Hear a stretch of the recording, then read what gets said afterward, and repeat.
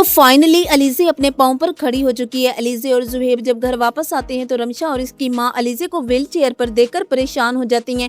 ज़ुहैब की माँ अलीज़े को दिलासा देती है और उसे कहती है, बेटा तुम ठीक हो जाओगी, अगर नहीं हुई तो शायद इसमें कोई अच्छाई होगी। तभी ज़ुहैब मुस्कुरा देता है और अलीज़े मुस्कुराते हुए व्हील चेयर से खड़ी होती है और ज़ुहैब की माँ को गले लगाती है। ज़ुहैब की माँ अलीज़े को अपने पाँव पर खड़ा देखकर बेहद खुश होती है। तो तभी अलीज़े ज़ुहैब से कहती है, ज़ुहैब मैं आज जो कुछ भी हूँ सिर्फ और सिर्फ आपकी वजह से हूँ, अगर आप ना होते तो शायद मैं कभी भी अपने पाँव पर खड़ी ना हो सकती। ये सुनकर ज़ुहैब अलीज़े से कहते, अलीज़े मुझे पूरी उम्मीद थी कि तुम एक न एक दिन अपने पाँव पर ज़रूर खड़ी होंगी, देखा आज वो दिन आ गया। तो तभी ज़ुहैब और अलीज़े प्लान बनाते हैं कि वो बाकी सबको सरप्राइज देंगे।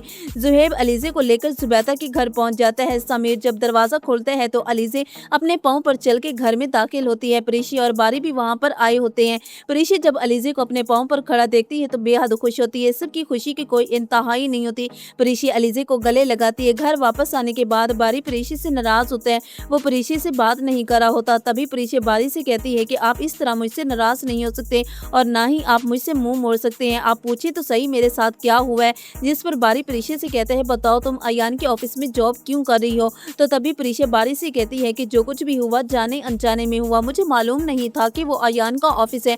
अयान तो अब आया है, जब मुझे पता चला कि अयान का ऑफिस है तो मैं खुद परेशान हो गई और अब मैं कुछ भी नहीं कर सकती। प्रीशी के समझाने पर बारी को समझ में आता है और बारी और प्रीशी की नाराजगी खत्म हो जाती है। बारी प्रीशी को छोड़ने उसके ऑफिस जाता है। तभी रास्ते में अयान देख लेता है। अयान ऑफिस में प्रीशी को प्रोजेक्ट के सिलसिले में बुलाता है।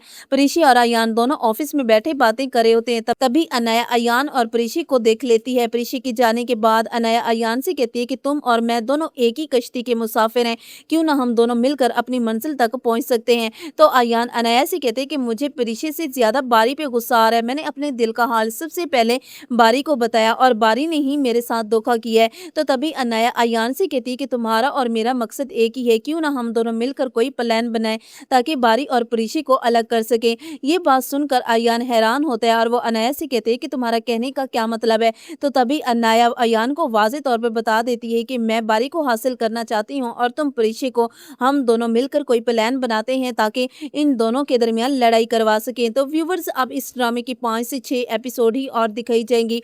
कौन कौन चाहता है कि इस ड्रामे का एंड कर दिया जाए, कमेंट सेक्शन में अपनी राय जरूर दीजिएगा। वीडियो को जरूर लाइक कीजिएगा और चैनल पर नए तो इसको भी जरूर सब्सक्राइब कीजिएगा।